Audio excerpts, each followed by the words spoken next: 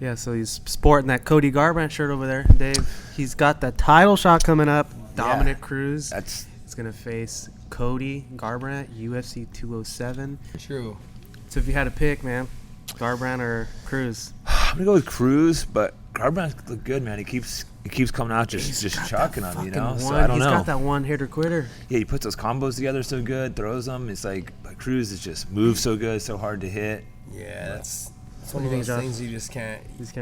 You got to catch Cruz dipping into something. Mm-hmm. You know, if he dips the wrong way at the wrong time, you know, you got to catch that fight. I think, you know, also too with Cruz, you know, I've had a chance to. I was down at the Alliance for a little bit training with them, down with Phil Davis, and you know, a couple little, you know, some locker room talk, you know, like, you know, the Trump style.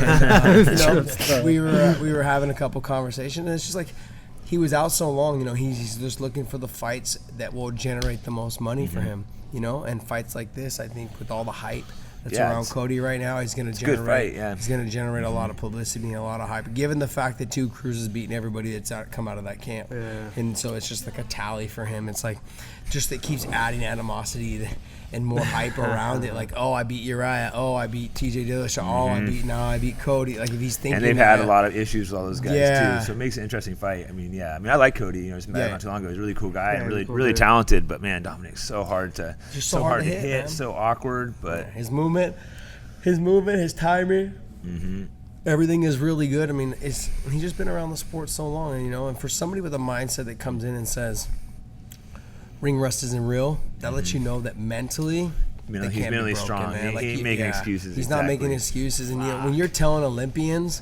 like Daniel Cormier and those guys, like, dude, ring rust. How many times I got to tell you guys, ring rust does not exist. I've told you over and over, and I'm telling you again, it does not exist. And when he says that to them, he says it with authority. Yeah, he truly believes it. So he truly believes. I see his point. I think it's kind of like half true, half not. I think part of it, if you get in your head that you're like, you psych yourself out, like, oh man, I haven't fought in this. But if you're fighting more often, you are a little sharper, a little more comfortable. So I look at it a couple ways. When he first came back, I can't remember who he fought his first fight. I want to say it wasn't Mizugaki. It was somebody else he fought before that. He didn't look great. He didn't look like the old Cruz.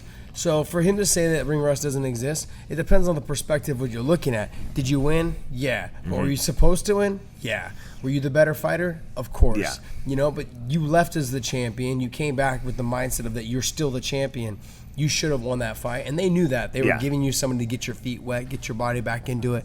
So it's hard to say, like, oh, yeah, ring rust doesn't exist. But then to come in and do what he did to Mizugaki, I think is who he fought, and then what he did to TJ was just embarrassing, man. Which one? You want to be the comedian? I'll be the one that actually knows how to fight?